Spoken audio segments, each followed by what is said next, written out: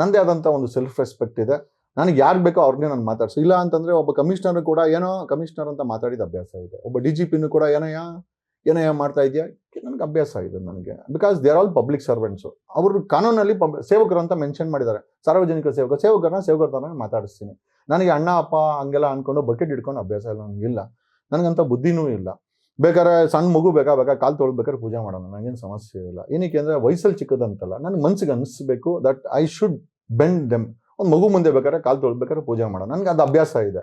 ಒಂದು ಸಣ್ಣ ನೀವು ಬೇಕಾರೆ ನಿಮ್ಮನ್ನು ಬೇಕಾರೆ ಮೇಡಮ್ ಅಂತ ನಾನು ನಿಮಗೆ ಕಾಲ್ ಮಾಡಿದಾಗ ಮೇಡಮ್ ಅಂತ ಅಂದಿದ್ದು ನನಗೆ. Even if you are younger to me, ಒಂದು 15-20 ವರ್ಷ ನೀವು ಸಣ್ಣವರಿದ್ದೀರಾ, ನನಗೆ if I not I call you madam. You deserve that respect. Madam ಯಾವತ್ತೇ ಆಗಲಿ ರೆಸ್ಪೆಕ್ಟನ್ನು ಡಿಮ್ಯಾಂಡ್ ಮಾಡಬಾರ್ದು, ಕಮ್ಯಾಂಡ್ ಆಗಬೇಕು. ನನ್ನ ಜೀವನದಲ್ಲಿ ಕಮ್ಯಾಂಡ್ ಮಾಡ್ಕೊಂಡೇ ಬಂದಿದ್ದು. ಮೇಡಮ್ ನಾನು ಸತ್ಯನ ಅಂತಲೇ ಹೇಳ್ತೀನಿ, ನನಗೆ ಬೇಜಾರಿಲ್ಲ.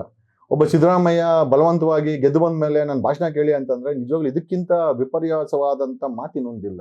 ಯಾಕೆ ಅಂದರೆ ನೀನು ಗೆದ್ದು ಬಂದಿರೋದು ಕೆಲಸ ಮಾಡೋಕ್ಕಯ್ಯ, ಭಾಷಣ ಮಾಡೋಕ್ಕಲ್ಲ. ಭಾಷಣ ಮಾಡಬೇಕಾದ್ರೆ ಅಶೋಕ ವಿರೋಧ ಪಕ್ಷ ನಾಯಕ, ಕುಮಾರಸ್ವಾಮಿ ಕೆಲಸ ಇಲ್ಲ ಯಾವಾಗ, ಅವ್ರು ಭಾಷಣ ಮಾಡಬೇಕಾಗಿರೋದು. ನೀವು ಅವರಿಬ್ಬರು ಬಿಟ್ಟು ನೀನು ಭಾಷಣ ಮಾಡ್ತೀಯ ಅಂತಂದರೆ ಏನಾಗಬೇಕು?